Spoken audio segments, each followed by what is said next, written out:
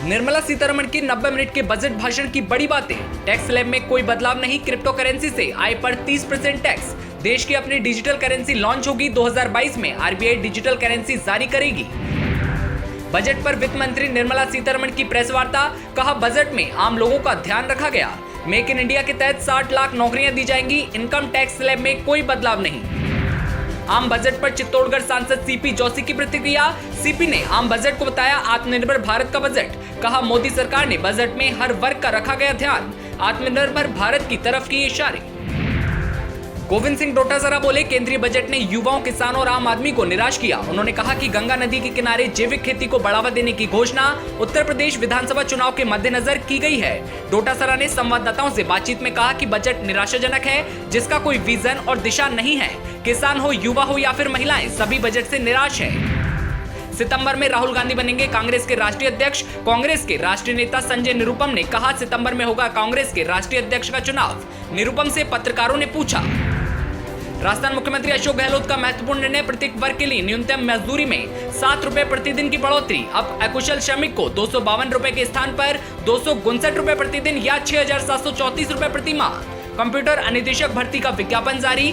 6 फरवरी से कंप्यूटर अनुदेशक भर्ती का विज्ञापन जारी। 8 फरवरी से 9 मार्च तक कर सकेंगे ऑनलाइन आवेदन। राजस्थान कर्मचारी चयन बोर्ड की ओर से 10,157 पदों पर कंप्यूटर अनुदेशक भर्ती विज्ञप्ति जारी कर दी है, जिसके लिए 18 से 40 तक की उम्र के अभ्यर्थी 8 फरवरी से 9 मार्च रात 12 बजे तक ऑनलाइन आवेदन कर सकते हैं। आरएलपी प्रमुख हनुमान बेलीवाल ने बजट को बताया निराशाजनक। कोरोना को देखते हुए पूरे देशवासियों को थी उम्मीद, लेकिन बजट दिखता निराशाजनक। गहलोत कैबिनेट की बैठक कल पहले शाम 5 बजे होगी कैबिनेट और फिर शाम 5:30 बजे होगी मंत्रिपरिषद की बैठक में कई एजेंडों पर होगी चर्चा। अधिकतर मंत्री जुड़ेंगे वीडियो कॉन्फ्रेंसिंग के माध्यम से। रीट पेपर लीक के आरोपी रामकृपाल मीणा की संपत्ति पर जेडीए कार्यवाही। रामकृपाल मीणा की संपत्ति पर चल रहा है जेडीए का पीला पंजा। अवैध निर्माण को जेडीए कर रहा है ध्वस्त। 1657 वर्ग गज सरकारी भूमि पर जेडीए लेगा कब्जा। जेईएन सिविल भर्ती 2020 का परिणाम जारी। सितंबर में आयोजित हुई थी भर्ती परीक्षा। अधीनस्थ चयन बोर्ड की ओर से जारी किया गया परिणाम। 4 महीनों के अंदर परीक्षा का जारी किया गया परिणाम। भाजपा प्रदेश अध्यक्ष डॉक्टर सतीश पुनिया जी, युवा मोर्चा प्रदेश अध्यक्ष हिमांशु शर्मा सहित काफी संख्या में कार्यकर्ताओं को पुलिस गिरफ्तार कर झोटवाड़ा थाने लेकर पहुंची। रीट परीक्षा को लेकर सचिन पायलट ने कहा कि पदों को बढ़ाने के लिए मैंने पत्र लिखा था। रीट बहुत बड़ा मुद्दा है, गंभीर मुद्दा है, बेरोजगार और नौजवानों से जुड़ा मुद्दा है। रीट की परीक्षा मध्यम और ग्रामीण परिवेश के लोग देते हैं। सदस्य डॉक्टर जसवंत सिंह राठी को राजस्थान लोक सेवा आयोग का कार्यवाहक अध्यक्ष नियुक्त किया गया है। उन्होंने मंगलवार को अध्यक्ष पद का कार्यभार संभाला। इस अवसर पर डॉक्टर राठी को कहा कि आयोग अभ्यर्थियों की आशाओं का केंद्र है। जयपुर में हरिदेव जोशी पत्रकारिता विश्वविद्यालय में भर्ती प्रक्रिया से जुड़ा मामला। भर्ती प्रक्रिया पर आगामी आदेशों तक रोक। राज्यपाल कलराज मिश्र ने लगाई रोक। भर्ती प्रक्रिया पर रोक के सुबीर कुमार ने जारी किया आदेश। पंजाब में विधानसभा चुनाव 20 फरवरी को। चुनाव के लिए राजस्थान के पंजाब राज्य में पंजीकृत मतदाता को मिलेगा अवकाश। चुनाव वाले दिन यानी 20 फरवरी को मिलेगा सवैतनिक अवकाश।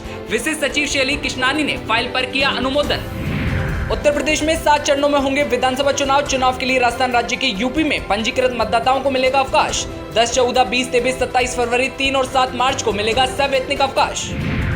कोतवाली थाना क्षेत्र के जलिया ओवरब्रिज के पास एक तेल से भरा टैंकर पलटा। चलते ब्रिज पर तेल की नदी बहने लगी। ग्रामीण भी बड़ी संख्या में बर्तन लेकर मौका स्थल पर पहुंचे। ग्रामीणों में तेल भरने की होड़ लगी रही। राज्यसभा सांसद डॉक्टर किरोड़ी लाल मीणा को जेड प्लस सुरक्षा देने की मांग को लेकर टोडा भीम उपखंड कार्यालय पर सौंपा ज्ञापन। उपखंड मुख्यालय पर कार्यकर्ताओं द्वारा राज्यसभा सांसद Kirodi Lal. ICC women's ODI ranking Mithali Raj बल्लेबाजी रैंकिंग में दूसरे स्थान पर। भारतीय कप्तान मिताली राज आईसीसी वनडे महिला बल्लेबाजों की रैंकिंग में एक पायदान चढ़कर दूसरे स्थान पर पहुंच गई, जबकि तेज गेंदबाज झूलन गोस्वामी दूसरे स्थान पर बनी हुई हैं। हरफनमौला में भारत की दीप्ति शर्मा एक पायदान चढ़कर चौथे स्थान पर है।